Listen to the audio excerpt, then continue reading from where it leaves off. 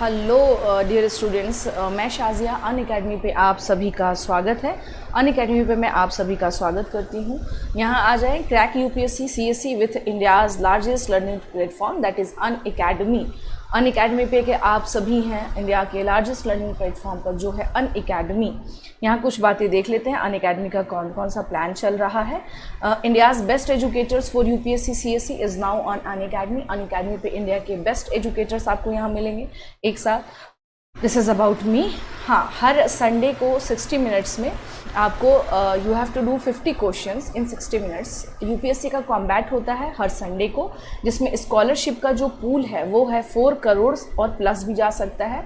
Every Sunday को होता है, हर रविवार को होता है ये 11 बजे। And this is my code, ये मेरा कोड है। इसका ये कोड में क्या है, ये शाजिया 10 अगर आप यूज़ करेंगे तो आपको यहाँ पर 10% का डिस्काउंट मिल जाएगा। प्रीलिम्स स्पेशल में यहाँ देख लीजिएगा यहाँ कौन कौन सी फैसिलिटी मिलने वाली है आप सभी को। रैंक 1 to 3 तक के जो लोग स्टूडेंट्स इसमें लेकर आते हैं 1 to 3 इनको 1 ईयर का यूपीएससी सीएससी प्लस का सब्सक्रिप्शन मिलेगा। रैंक 4 to 10 को 75% का स्कॉलरशिप मिलेगा। रैंक 11 से 50 तक में जो आएंगे उनको 50% का स्कॉलरशिप मिलेगा। रैंक 51 से 500 तक में 25% का स्कॉलरशिप मिलेगा। So please use my code that is Shazia 10। Okay, हाँ, इसमें ये भी देख लीजिएगा जो भी स्टूडेंट 1 ईयर का अगर सब्सक्रिप्शन लेते हैं तो अनअकैडमी उनको वर्थ ₹10,000 की बुक्स जो है वो प्रोवाइड कराएंगी। और इसमें क्या है 20 बुक्स मिलेंगे आपको जो कि यूपीएससी एक्सपर्ट्स, यानी यहाँ पर क्या है कि जो यूपीएससी एक्सपर्ट्स के थ्रू यहाँ पर 20 वही बुक्स रिकमेंडेड की जाएंगी, दी जाएंगी जो आपके लिए क्या होगा, बेनिफिशियरी रहेगा। ये हिंदी और इंग्लिश दोनों में क्या है, अवेलेबल है। ये हिंदी और इंग्लिश दोनों में क्या है, अवेलेबल है। यहाँ देख लीजिएगा 100% सिलेबस कंप्लीशन है इसमें। Highly structured 4 arrays of learning है, created by the best UPSC experts है। प्रीवियस ईयर क्वेश्चंस इंक्लूडेड है इसमें। अपडेटेड विद करेंट अफेयर्स है ये यहाँ पे। इसमें GS1, GS2, GS3 paper, GS4 paper में आप देख सकते हैं ये सब आपके यहाँ पे कवर हो जाएंगे। नेक्स्ट है यहाँ पे अनअकैडमी का हमारा प्लान चल रहा है chase your dream. Chase your dream के तहत ये है कि जो बच्चे सक्षम नहीं हैं आर्थिक रूप से उनको अनअकैडमी लोन प्रोवाइड कराएगी, जिससे आप अपने सपनों को साकार कर सकते हैं। आप अनअकैडमी का बैच सब्सक्रिप्शन ले सकते हैं और उसके बाद आप आराम से यहाँ पे क्लासेस कर सकते हैं। बेनिफिट क्या है लोन फॉर यूपीएससी में, 0 प्रोसेसिंग फीस है, यहाँ पे 0% इंटरेस्ट रेट है। अप्रूवल 2 घंटे में अप्रूवल मिल जाएगा आपको यहाँ पे। नो हिडन चार्जेस है यहाँ पे। मिनिमल जो है बहुत ही मिनिमल जो है यहाँ पर क्या है, पेपर वर्क है और फ्लेक्सिबल टेन्योर्स है। और अगर आप चाहते हैं तो यहाँ पे क्या करेंगे, आप 10% डिस्काउंट के लिए मेरा कोड अप्लाई करेंगे। ओके, अनअकैडमी के 2 प्लान चलते हैं, आइकॉनिक और प्लस। आइकॉनिक में क्या फीचर्स है यहाँ पे, पर्सनल गाइडेंस जिसमें कि get 1-on-1 guidance from top exam experts आपको यहाँ पे मिलेगा। उसके अलावा study planner, customised study plan with biweekly reviews यहाँ पे आपको मिलेंगे। Study material, specialised notes and practice sets यहाँ पे होगा। Experts guideline, study booster workshops by exam experts, test analysis, get 1-on-1 guidance from top exam experts. Plus में यहाँ देख लीजिएगा live classes, weekly test, unlimited access और structured courses. ये facilities हैं। अनअकैडमी पे 2 कोर्सेज चलते हैं हमारे, आइकॉनिक और प्लस। और उसमें क्या क्या जो हमारे यहाँ से अनअकैडमी से आपको फैसिलिटीज़ मिलेगी ये सारी बातें इस पर बता दी गई हैं। चलिए यहाँ पर आते हैं। अनअकैडमी पर 6 मंथ का कोर्स भी अवेलेबल है डियर स्टूडेंट। 6 मंथ का जो प्राइस है वो पड़ेगा आपको 40,500 का। अगर आप उसमें मेरा कोड अप्लाई कर देते हैं दैट इज़ शाजिया 10 तो ये पड़ेगा आपको 36,450 का। वहीं 1 ईयर के कोर्स का प्लस का कितना पड़ेगा, 49,500। If you are applying my code then it become 44,550। वहीं हम आइकॉनिक के बारे में बात करें तो 12 मंथ्स का यानी 12 महीने का आइकॉनिक का जो कोर्स है इसका कितना है, 74,500। लेकिन अगर आपने मेरा यहाँ कोड अप्लाई कर दिया देन इट बिकम 67,050। इसी तरह से क्या है 24 मंथ का भी हमारे पास क्या प्लान है और 36 मंथ का भी प्लान है, same in plus and iconic also. Okay, हाँ, अनअकैडमी पे ऑप्शनल के लिए देख लीजिएगा, 12 मंथ के ऑप्शनल का क्या है, यहाँ पर 27,500 पड़ता है। लेकिन अगर आपने मेरा कोड यूज़ कर लिया तो यहाँ पर क्या हो जाएगा, ये आफ्टर 10% का डिस्काउंट मिलने के बाद ये कोर्स पड़ेगा आपको 24,000, ये देख लीजिए यहाँ पे, हाँ 24,750 का ये कोर्स पड़ेगा। तो देर नहीं करें, तुरंत क्या करें, आप इस पर एडमिशन लें। अनअकैडमी चुनौती 2.0 टेस्ट सीरीज चल रहा है। अगर जो भी स्टूडेंट मुझसे नहीं जुड़े हैं तो आप लोग मुझे अनअकैडमी के ऐप पर मुझे फॉलो कीजिए। यहाँ आप अगर फॉलो करेंगे तो आपको मेरी क्लास के लेटेस्ट अपडेट्स मिल जाएंगे। राइट नाउ मैं यहाँ पर आर्ट एंड कल्चर का कोर्स ले रही हूँ और इसी अक्टूबर में मेरा complete course on medieval history आ रहा है। सो आप सभी लोग उससे जुड़िए, ठीक है ना, आप सभी लोग उससे जुड़िए मुझसे। शाजिया शकील हैदर ये मेरा प्रोफाइल है। स्पेशल क्लास के क्या फ़ायदे हैं ये बता दूं मैं। इंटरेक्टिव लाइव क्लासेस होते हैं, पोल्स फॉर द लर्नर्स है, raise a hand, never miss a class, lecture notes any time anywhere. तो ये बेनिफिट है, आप आराम से इसको क्या कर सकते हैं, ज्वाइन कर सकते हैं। ओके, अपकमिंग लाइव क्लासेस और रिकॉर्डेड क्लासेस। अपकमिंग में आपको मैं बता ही दी हूँ कि मेरा जो है complete course on medieval history आ रहा है। फ्रॉम 29 ऑफ सितंबर से 1 year batches for UPSC CSC आ रहा है and 2 year batches for UPSC CSC launch हो रहा है। ये बाइलिंगुअल भी है और इंग्लिश में भी है। 18 अक्टूबर से 1 ईयर मिशन AIR 1 बैच है जिसमें कि quality enhancement and answer writing program होगा। तो ये भी क्या है, बाइलिंगुअल और हिंदी दोनों में है। यहाँ पे weekend current affair simplified batches देख सकते हैं आप। तो ये स्टार्ट हो रहा है फ्रॉम 29 ऑफ सितंबर। इसमें क्या क्या हमारे यहाँ जो है प्लान चल रहे हैं, इसमें आपको क्या फ़ायदा होगा, इसमें the Hindu, Indian Express Yojana, PIB, RSTV, All India Radio, Kurukshetra, Down to Earth, EPW, ये सभी के सभी क्या होंगे, इसमें एक्सपर्ट्स के थ्रू कवर किए जाएंगे। और यहाँ पर monthly current affairs magazine articulate जो है वो provided in soft copy format आपको दिया जाएगा। ये बेनिफिट मिलेगा आपको इसमें। चलिए जी, अब हम लोग आते हैं टॉपिक की ओर। हमारा टॉपिक क्या है, टॉपिक है सामाजिक सांस्कृतिक सुधार आंदोलनों का अवलोकन। यहाँ में let me clear one thing कि ये जो सीरीज़ है ये स्पेक्ट्रम की सीरीज़ है जो मैं स्पेशली UPSC के लिए आप लोगों के लिए स्टार्ट कर रही हूँ यहाँ पे, ताकि आपको एग्ज़ाम से पहले 10 अक्टूबर से पहले एटलीस्ट जो मेजर जो इवेंट्स हुए हैं, मेजर जो इंसिडेंट्स हुए हैं, कौन कौन सी संस्थाएँ हैं, वो सब आपको एक बार क्या हो जाएगा, रिकॉल हो जाएगा। तो सामाजिक सांस्कृतिक सुधार आंदोलन और उसके नेता, it means socio religious reform movement, और उससे जुड़े हुए जो लीडर्स हैं हम उनके बारे में यहाँ पर देखेंगे। चलिए समझते भी चलेंगे और पढ़ते भी चलेंगे। सबसे पहले बात करते हैं राजा राम मोहन रॉय और ब्रह्म समाज, इनकी क्या भूमिका थी और क्या कंडीशन रहा बंगाल में। यहाँ आ जाइए, देख लीजिएगा सबसे पहले कि ये मेरा टेलीग्राम ID है शाजिया T.me, शाजिया मैम, आप लोग मुझे कनेक्ट कर लीजिएगा और ज्वाइन कर लीजिएगा। और इससे क्या बेनिफिट ये होगा कि आपको मेरी क्लास के लेटेस्ट अपडेट्स मिल जाएंगे। चलिए हम लोग बात करते हैं राजा राम मोहन रॉय के बारे में, यहाँ भी बात करें, और ब्रह्म समाज। देखिए ये वो दौर था, अगर बात किया जाए कि ये वो दौर था जिस टाइम पर हम लोग क्या देख रहे हैं कि बहुत सारी ऐसी जो है कुरीतियाँ वो क्या थी, डेवलप हो चुकी थी, और जिसके कारण कहीं ना कहीं से क्या हो रहा था, जो ब्रिटिशर्स हैं वो हर जगह कहीं ना कहीं से अपने ही चीज़ों को क्या कर रहे थे, उसका प्रमोट कर रहे थे। तो उस टाइम पर, यानी अगर हम लोग देखा जाए तो स्पेशली इस टाइम पर हाँ, यानी इस समय पे जब राजा राम मोहन रॉय जब हैं, ठीक है ना, राजा राम मोहन रॉय यानी 19वीं शताब्दी में हम क्या देखते हैं कि इस टाइम पर एक तो पाश्चात्य शिक्षा से बहुत फ़ायदा हुआ, फ़ायदा in the sense western education से क्या हुआ कि हमने नॉलेज गेन किया।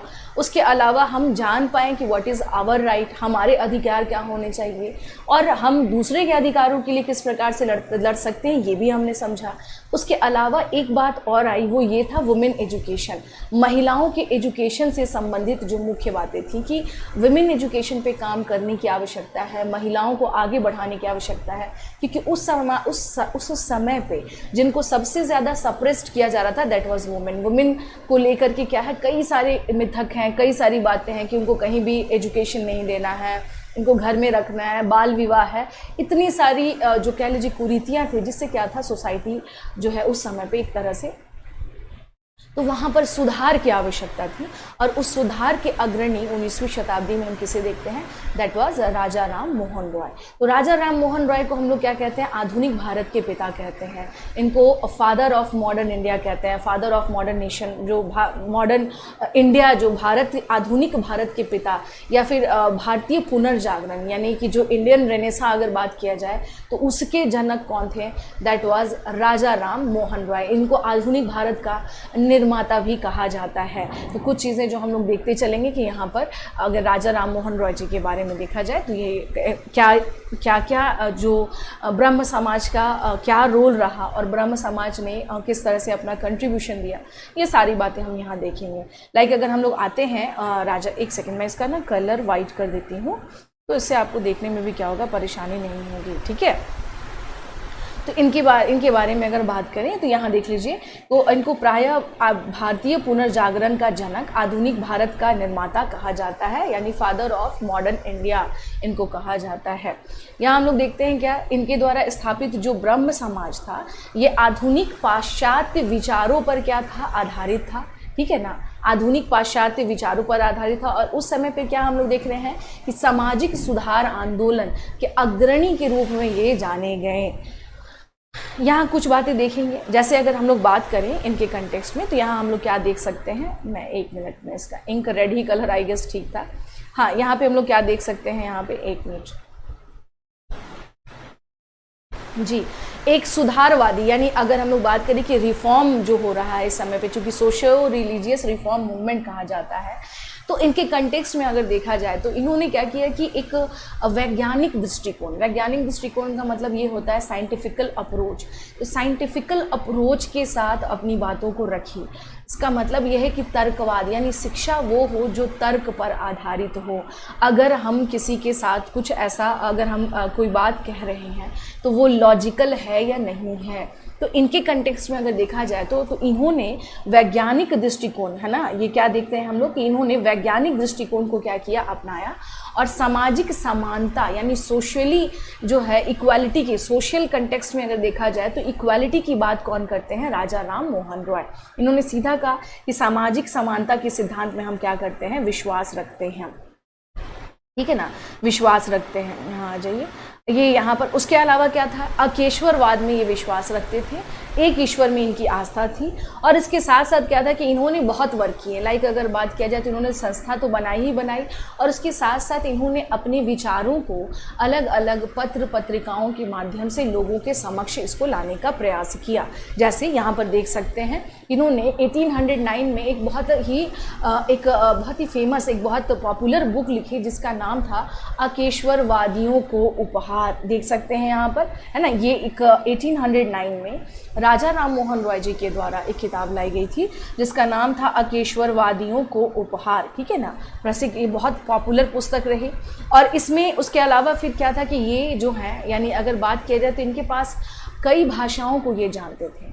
भाषाओं इन द सेंस कि इन्होंने काफ़ी, एक होता है कि बहुत ज़्यादा इन्होंने क्या किया कि basically he was a intellectual, he was scholar, ये स्कॉलर भी थे, ये इंटेलेक्चुअल भी थे, और इनको कई भाषाओं का क्या था, ज्ञान था। तो उस टाइम पर अगर देखा जाए तो इन्होंने अपने मत में, यानी अपने मत के समर्थन में इन्होंने क्या किया था कि वेदों और उपनिषदों के बंगाली अनुवाद लिखे, उसको क्या किया, ट्रांसलेट किया। इन्होंने कहा कि भाई जो यहाँ के जो लोकल पीपल्स हैं उनको उनकी भाषा में ये जो भी इसका अर्थ है वो पहुंचाने के लिए ज़रूरी है उसका अनुवाद किया जाए। तो उसका इन्होंने क्या किया, अनुवाद किया, ठीक है। और स्पष्ट किया कि हम लोग क्या देखते हैं कि इन्होंने अपने विचार को वहाँ पर इसके माध्यम से इन्होंने क्या किया है, स्पष्ट करने की कोशिश की है। अब देखिए यहाँ पर आते हैं कि इसके अतिरिक्त अगर बात किया जाए तो जब इन्होंने, जैसे अभी आपने देखा कि इन्होंने क्या किया था, ये अकेश्वरवादियों के उपहार एक बुक लिखी जो बहुत ही पॉपुलर रही। उसके बाद लगातार ये इनके वर्क हम देखते चलते हैं। जैसे 1814 में कलकत्ता में इन्होंने क्या किया, एक सभा बनाई, सभा इन द सेंस, एक सभा बनाई। और इस सभा में, यानी इसको कहा गया आत्मीय सभा, बेसिकली ये किस नाम से जाना गया, आत्मीय सभा क्या था, या फिर मित्रों का समाज। आत्मीय मतलब क्या होता है यहाँ पर, यानी वो समाज जहाँ पे क्या हो, सभी मित्र हों। तो यहाँ पर हम लोग क्या देखते हैं कि यहाँ पे उन्होंने उन सारी सामाजिक बुराइयों की भर्त्सना की थी जो उस समय पे समाज में व्याप्त थी या प्रचलित थी, ठीक है। तो इन सब को दूर करने के लिए इन्होंने क्या किया कि इन्होंने ये कहा कि सीधी सी बात है कि मैं यहाँ पर अपना तर्क देता हूँ। देखिए अगर बात करें तो इन्होंने क्लियर किया है कि मैं अपनी सारी बातें वैज्ञानिक तरीके से रखूंगा और आप इसको इस बात पे, इसको आप इस तर्क को वैज्ञानिक आधार पे ही क्या करिए, इसको कंक्लूड कीजिए, तब आप शायद हमारी बातों को समझ पाएंगे। तो राजा राम मोहन रॉय जी जो हैं, इनके बारे में अगर देखा जाए तो इन्होंने अपने विचारों को क्या किया है, लोगों तक लाएं, और जो ये सोचते थे, जिन्होंने जितनी किताबें पढ़ी, उन सब को प्रयास किया कि उसी भाषा में लोगों तक पहुंचाया जाए और उस विचार का प्रचार प्रसार हो सके। ठीक है, अब आते हैं यहाँ पर इनका कहना था, यानी इनके जो व्यूज़ थे, इनके जो विचार थे, इनका ये कहना था कि जो भी ह्यूमन बींग्स हैं, हम सभी इंडिविजुअल्स को सबसे पहले धार्मिक ग्रंथ या रिलीजियस बुक जो भी होते हैं, उनके रीति रिवाजों और उसको पढ़ना सबसे पहले हमें चाहिए, ताकि हम उसको फिर अपने तरीके से क्या कर सके, इम्प्लीमेंट कर सके। ये राजा राम मोहन रॉय जी के क्या थे, विचार थे कि रीति रिवाज इन सबको, यानी अगर बात किया जाए तो सबसे पहले इसका अध्ययन और रीति रिवाजों का पालन करना, ये क्या है, ज़रूरी है इसके लिए कि आप स्वयं उस किताब को, स्वयं उस धार्मिक ग्रंथ को पहले आप पढ़ें, फिर उसको आप साइंटिफिकल अप्रोच पे क्या करें, देखें। दिस इज ये जो था, ये थ्योरी किसकी थी, राजा राम मोहन रॉय जी की थ्योरी थी। उसके बाद हम लोग क्या देखते हैं कि सिर्फ बात यही तक नहीं, इन्होंने लगभग हर क्षेत्र में क्या किया, काम किया। लगभग हर जगह इन्होंने क्या किया कि कहीं ना कहीं से लॉजिकल होकर के समझाने का प्रयास किया।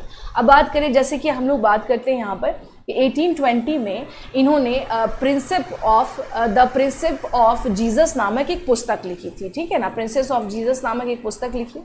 अब इन्होंने इसमें न्यू टेस्टामेंट, यानी कि अगर बात करें तो बाइबल के क्या है, ओल्ड टेस्टामेंट है, न्यू टेस्टामेंट है, तो न्यू टेस्टामेंट के नैतिक और दार्शनिक संदेश को उसकी चमत्कारिक कहानियों से पृथक करने का प्रयास किया इसमें। तो इसका मतलब ये है कि इन्होंने इसको भी पढ़ा, न्यू टेस्टामेंट को पढ़ा, इन्होंने गहन अध्ययन किया। सबसे ज़रूरी क्या है कि देखिए, अगर आप अपने कोई विचार रखते हैं, most important thing is that कि अगर आप चाहते हैं कि हम अपने विचार का प्रचार प्रसार करें, तो उसके लिए सबसे ज़्यादा ज़रूरी क्या है, तो ज़रूरी ये है कि पहले आप उसका अध्ययन करें। अगर आप अध्ययन नहीं करेंगे, अगर आप पढ़ेंगे नहीं, तो फिर आप कैसे बताएंगे कि हाँ ये मुझे ऐसा लग रहा है। क्या सुनी सुनाई बातों पे आप बिलीव करेंगे? नहीं। तो अगर आप वाकई में कह लीजिए कि अगर आपको लगता है कि मुझे ऐसा, मतलब मुझे लोगों तक कुछ बात समझानी है या बतानी है, तो इसके लिए राजा राम मोहन रॉय ने क्या किया, सबसे पहले उन्होंने खुद इन सब का अध्ययन किया और देन उसके बाद से इन्होंने क्या किया कि लोगों तक संदेश पहुंचाया, अपने विचारों को वो पूरे समाज तक लेकर के आए। ठीक है, हाँ। अब यहाँ पर क्या है, इसके बाद अगर देखा जाए तो, हाँ जी, इसके बाद अगर देखा जाए तो इस तरह से हम लोग क्या देखते हैं कि जो ईसाई धर्म है उससे संबंधित भी जो महत्वपूर्ण बातें थी उसको उन्होंने क्या किया, कई सारे लोगों के बीच में ईसाई धर्म के अनेक जो ऐसे रिचुअल्स हैं जो ठीक नहीं थे, उसको उन्होंने क्या किया, जो उनको सही नहीं लगते थे उसको उन्होंने क्या किया, सामने वो लेकर के आए और सब पर उन्होंने क्या किया। जबकि हालांकि मैं आपको बता दें कि देखिए उस दौर में भी क्या था कि अगर आप किसी भी, स्पेशली क्या होता है कि धर्म आस्था का जो विषय होता है, और उस दौर की बात है ये 19वीं शताब्दी में, जबकि उस टाइम पे ना तो हमारे पास कम्युनिकेशन इतना था, रिसोर्सेज बहुत ज़्यादा नहीं थे, उसके बाद भी हम लोग क्या देख रहे हैं कि राजा राम मोहन रॉय अपने एफर्ट्स से सारी किताबों का अध्ययन करके उन्होंने एक वैचारिक क्रांति लाने का प्रयास किया। यानी इन सब के माध्यम से वो कर क्या रहे हैं, एक तरह से जो आइडियोलॉजिकल रेवोल्यूशन जिसको हम कह सकते हैं, एक आइडियोलॉजिकल रेवोल्यूशन लाने का ये क्या कर रहे हैं, प्रयास करते हैं। फिर बाद में इन्होंने कहा कि भाई अपने विचारों का, यानी जो इनके थॉट्स थे उसके प्रचार प्रसार के लिए इन्होंने क्या किया, इनके विचारों के उद्देश्यों को साकार करने के लिए फाइनली ही एस्टैब्लिश्ड ब्रह्म सभा।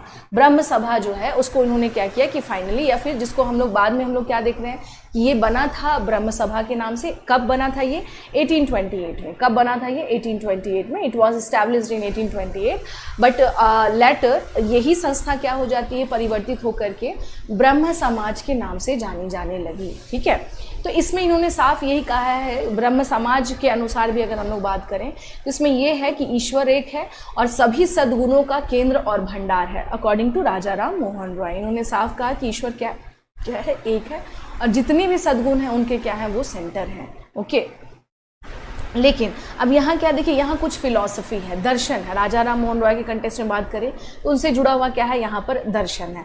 जैसे अगर बात किया जाए तो कि यहाँ पर अगर बात करें यहाँ पे, तो ये सामाजिक सुधार के द्वारा लोगों के में लोगों का राजनीतिक उत्थान करना चाहते थे और उनमें राष्ट्र प्रेम की भावना भी जगाना चाहते थे।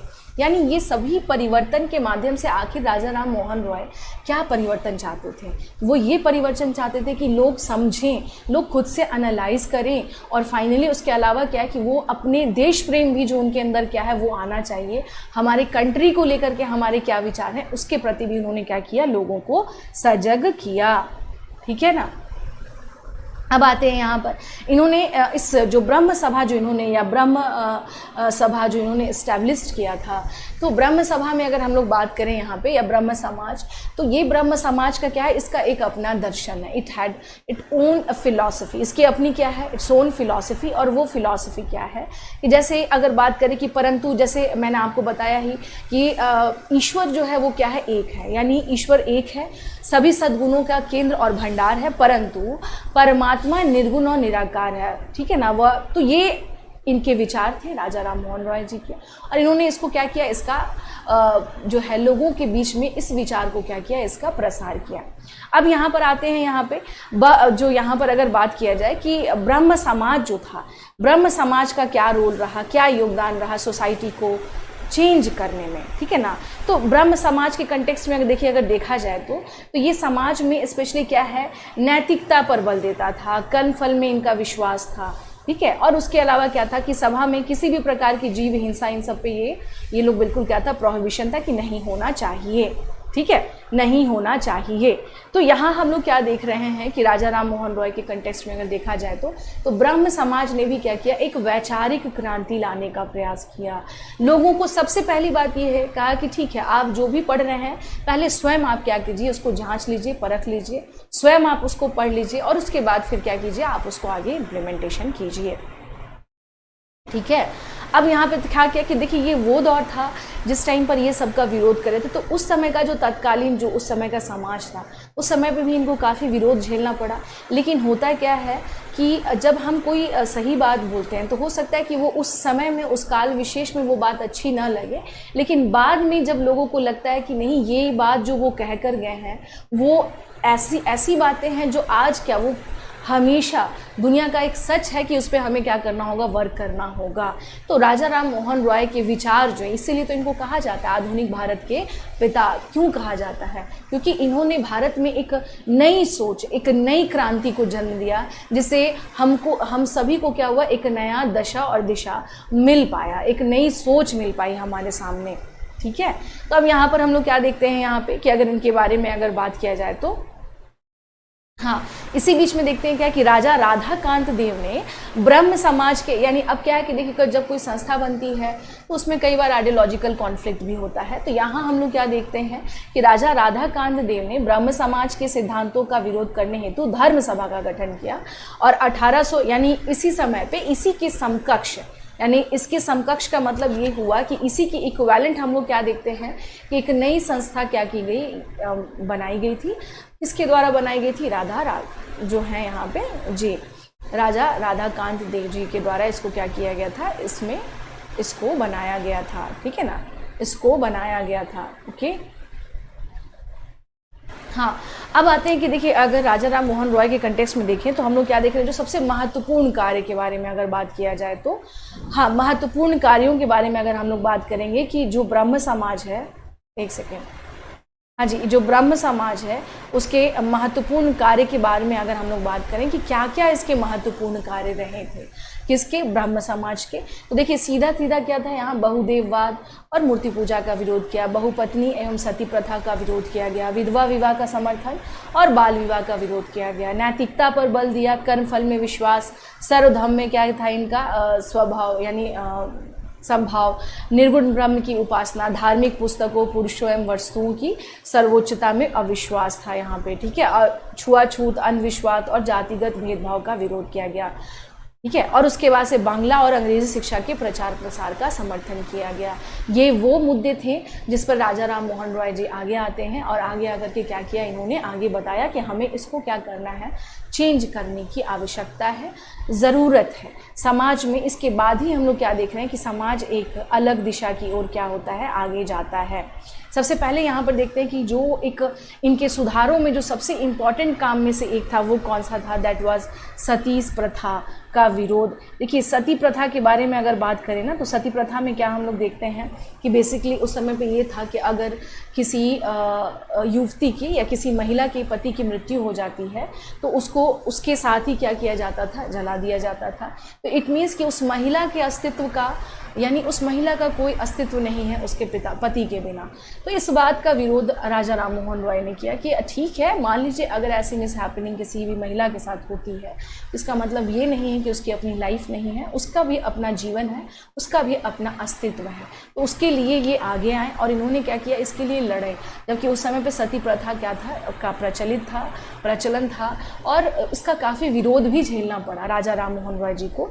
तो बट स्टिल ये रुके नहीं, क्योंकि ये सत्य के लिए लड़ रहे थे। जब आप सत्य के लिए लड़ते हैं तो वो क्या होता है, उस टाइम पर की शुरुआत में आपको बहुत सारी समस्याएं फेस करनी पड़ती हैं, लेकिन बाद में जो परिणति होती है वो बहुत ही सुखद होती है।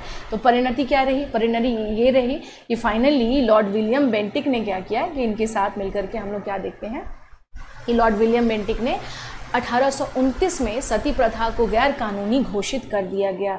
This was the biggest achievement of Raja Ram Mohan Roy efforts. Raja Ram Mohan Roy जो हैं उनके द्वारा जो उनके जो एफर्ट्स थे, जो इनके अथक प्रयास थे, उस प्रयास में ये एक सबसे बड़ी उपलब्धि क्या थी, उपलब्धि ये थी कि हम लोग क्या देखते हैं यहाँ पर कि स्पेशली जो है सती सिस्टम को क्या किया गया, फाइनली इलीगलाइज्ड, यानी इलीगल घोषित कर दिया गया कि नहीं, ये प्रथा जो है समाप्त की जानी चाहिए। ठीक है।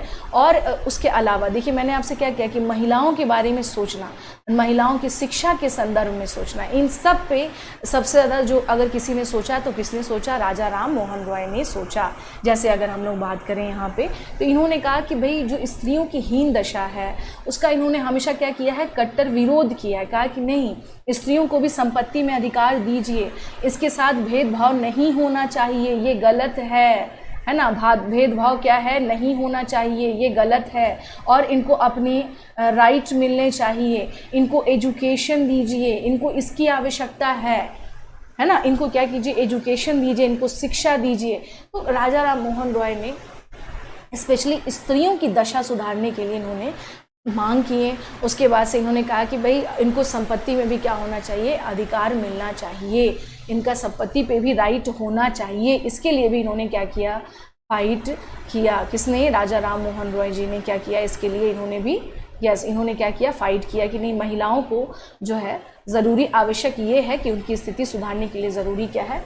हाँ, अब देखते हैं, देखिए उसके अलावा ये तो हुआ महिला के कंटेक्स्ट में कि राजा राम मोहन रॉय ने क्या किस प्रकार के एफर्ट्स लगाए थे। अब आते हैं यहाँ बात करते हैं कि वेस्टर्न एजुकेशन को लेकर के राजा राम मोहन रॉय जो हैं, वेस्टर्न एजुकेशन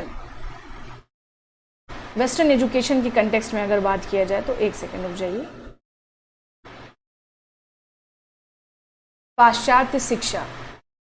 पाश्चात्य शिक्षा में हम लोग क्या देख रहे हैं, तो इन्होंने डेविड हेयर के साथ 1817 में मिलकर के हिंदू कॉलेज की स्थापना की थी। क्या की थी, यहाँ पे हिंदू कॉलेज की स्थापना की और इनके द्वारा प्रस्तुत की गई विभिन्न शिक्षा संबंधी योजनाओं का इन्होंने क्या किया, समर्थन किया। यानी एजुकेशन के रिगार्डिंग अगर बात किया जाए तो राजा राम मोहन रॉय क्या थे, यहाँ पे पाश्चात्य शिक्षा के ये प्रबल समर्थक थे। इनका कहना था कि अगर हमें जो है स्पेशली जो अभी ग्लोबल रेस है, या अगर हम लोगों को दुनिया को जानना है तो हमें वेस्टर्न एजुकेशन उस थॉट्स को भी जानना होगा, वो हमारे लिए क्या है, अति आवश्यक है। ठीक है। और उसके बाद से इन्होंने बाद में अपने ही खर्चे से कलकत्ता में क्या किया, एक अंग्रेजी स्कूल खोला जिसमें फ्रांस के प्रसिद्ध दार्शनिक, उस समय पे जो फ्रेंच के जो फेमस स्कॉलर्स थे उनकी फिलॉसफी को पढ़ाया जा रहा था। लाइक दांते हो गए, रूसो हो गए, इन सब को पढ़ाने का प्रयास किया जा रहा था यहाँ पे। तो ये स्कूल जो है ये राजा राम मोहन रॉय जी ने अपने एफर्ट से, अपने ही खर्चे से इसको क्या किया था, इन्होंने स्थापित किया था। जी, इसे क्या किया था, इसे यहाँ पे स्थापित किया था।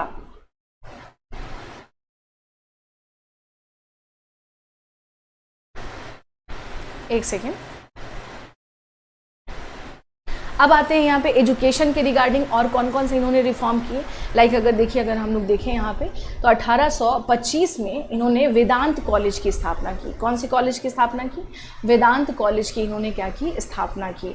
अब वेदांत जो ये कॉलेज वगैरह जो स्टार्ट कर रहे हैं, जो खोल रहे हैं, इसका मेन पर्पस क्या था, ठीक है ना। मेन पर्पस के बारे में अगर बात करें कि इसका मेन मोटो क्या था, तो मेन मोटो हम लोग क्या देख रहे हैं यहाँ पर, मोटो ये था कि उस समय पे, हाँ मोटो इसमें क्या था, इस टाइम पर मोटो ये था कि इस समय पे यहाँ पे जो भी लोग हैं उन सबको क्या किया जाए, एक बेहतरीन शिक्षा जो है लोगों तक पहुँचाई जाए, है ना। पाश्चात्य, जिसमें कि क्या है यहाँ पे, भारतीय विद्या तो हो ही हो, एजुकेशन, इंडियन एजुकेशन तो रह ही रहे, जो हमारे यहाँ की जो एजुकेशन है वो दिया जाए। और साथ के साथ हम लोग क्या देख रहे हैं यहाँ पे कि इसमें पाश्चात्य भौतिक विज्ञान, सामाजिक विज्ञान की भी शिक्षा दी जानी चाहिए। बंगाली भाषा को समृद्ध बनाने हेतु इन्होंने बांग्ला व्याकरण की रचना की और बंगाली पद्य का भी निर्माण किया था। राजा राम मोहन रॉय के बारे में बात करें तो बहुत सारे लैंग्वेजेस जो मैंने आपको भी बताया था, इसमें इनकी अच्छी खासी क्या थी, पकड़ थी, मजबूत थी। ये काफ़ी उसमें क्या थे, जानकार थे इसमें। लाइक अरबी हो गई, अंग्रेज़ी, फ्रेंच, लैटिन, ग्रीक, अरबी और हिब्रू जैसे जो भाषाएं हैं उस पर क्या थी, इनकी बहुत जो है ग्रिप, मतलब इनका कमांड था राजा राम मोहन रॉय का। और इसके कारण ही यहाँ हम लोग क्या देख रहे हैं कि इन्होंने बहुत सारी डिफरेंट जो पुस्तक थी उन सब को क्या कर पाए, ये उसका अनुवाद कर पाए। इन सभी किताब को इन्होंने क्या किया, पुस्तकों को इन्होंने पढ़ा और उसका ये अनुवाद कर पाए, उसमें सक्षम रहें। अब आते हैं, ये तो एजुकेशन हो गया। वुमेन के कंडीशन में देखते हैं, इनका रोल हमने देखा। अब देखेंगे पत्रकारिता के कंटेक्स्ट में, यानी जर्नलिज्म के कंटेक्स्ट में भी हम लोग क्या देख रहे हैं कि राजा राम मोहन रॉय को भारतीय पत्रकारिता का जनक कहा जाता है। जनक इन द सेंस कि इन्हीं के समय पे क्या हो रहा है, भारतीय पत्रकारिता की शुरुआत हो रही है। जैसे बंगाली, हिंदी और अंग्रेज़ी में अनेक पत्र पत्रिकाएँ का प्रकाशन क्या हुआ था और इसका संपादन हुआ। और इसके माध्यम से ये चाहते क्या थे, ये चाहते थे कि जनता को शिक्षित कर सके, उनके दुख और जो भी उनके लाइफ में जो प्रॉब्लम्स हैं उनको लोगों तक या सरकार तक, यानी ये जो प्रॉब्लम्स है उसको क्या किया जाए, सरकार तक, गवर्नमेंट तक उसको क्या किया जाए, पहुंचाया जा सके। ये कौन करते हैं, ये राजा राम मोहन रॉय ने अपने पत्र पत्रिकाओं के माध्यम से ये बदलाव लाने का प्रयास किया। ठीक है, एक राजनीतिज्ञ के रूप में अगर हम लोग देखें तो राजा राम मोहन रॉय ने बंगाल के ज़मींदारों की उत्पीड़न कार्यवाही की घोर निंदा की। इन्होंने क्या कहा कि जो बंगाल के लैंड होल्डर्स हैं उनके द्वारा जो स्टेप्स उठाए जा रहे हैं यहाँ के कृषकों के लिए, ये क्या है, दिस इज़ ये नहीं सही नहीं है, ये अच्छा नहीं है। इसके लिए इन्होंने क्या किया, इसका काफ़ी विरोध भी किया। ठीक है ना, इसके लिए इन्होंने क्या किया, इसका काफ़ी विरोध भी किया। एक सेकेंड, ठीक है। अब यहाँ पर देखते हैं, यहाँ पे जैसे उस टाइम पे जो लगान जो रैयतों द्वारा जो लगान जो लगाया गया था, रैयत यानी पेजेंट्स के ऊपर अधिकतम मात्रा में, तो उन्होंने कहा कि भाई रैयतों द्वारा दिए जाने वाले जो लगान की अधिकतम मात्रा है उसको आप क्या कीजिए, आप एक फिक्स अमाउंट कीजिए, क्योंकि आप इसको क्या कर रहे हैं, कभी बढ़ा देते हैं, हद से ज़्यादा क्या है ये हाई रेट हो जाता है, जो कि लगान कृषकों के द्वारा दे पाना बहुत समस्या होती है। तो इस तरह से इन्होंने क्या किया यहाँ पे कि एज अ पॉलिटिशियन के तौर पर अगर देखा जाए, एक राजनीतिज्ञ के तौर पर, तो इन्होंने उन सभी विषयों को कहीं ना कहीं से क्या किया, छुआ है, जो उस समय पे समाज में एक बुराई के तौर पर व्याप्त थी। ठीक है ना।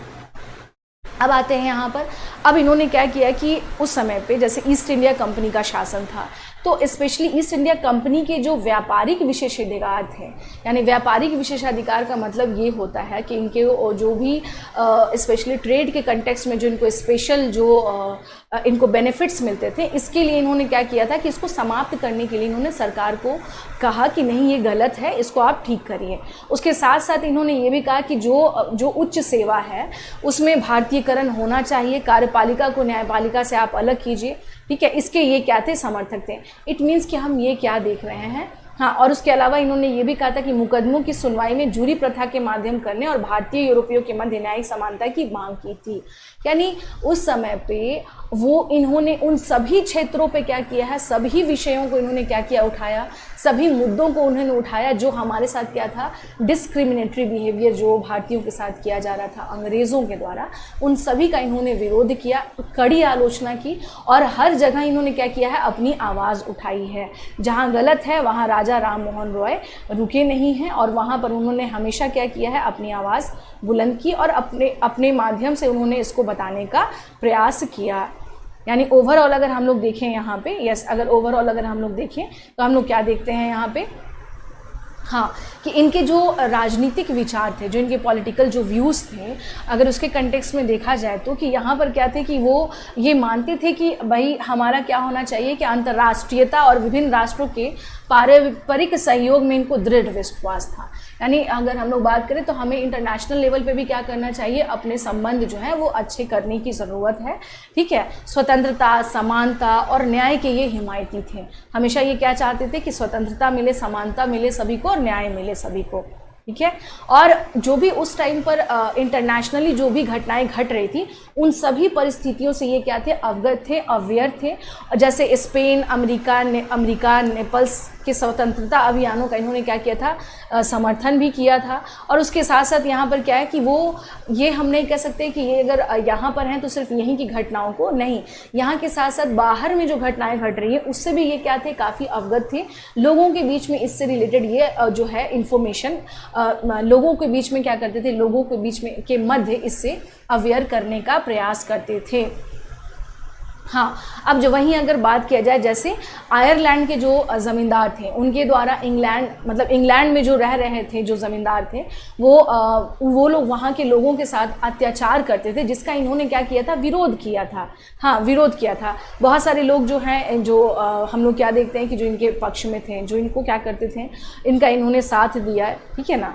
हाँ, तो इस प्रकार से हम लोग क्या देखते हैं कि उस टाइम पर ना तो सिर्फ राष्ट्रीय, इनफैक्ट अंतर्राष्ट्रीय स्तर की जो घटनाएं थी उससे भी सरोकार था किसका, राजा राम मोहन रॉय का। और वो इन सभी चीज़ों से अवगत भी थे, लोगों के बीच में वो अवेयरनेस भी फैलाते रहते थे। तो इसका मतलब ये है कि अगर बात करें तो ओवरऑल यानी हर वो विषय लाइक सोशल इश्यूज़ हो गए, लाइक पॉलिटिकल इश्यूज़ हो गए, लाइक इकोनॉमिकल इश्यूज़ हो गए, राजा राम मोहन रॉय की उपस्थिति हमें लगभग सभी क्षेत्रों में देखने को मिलती है।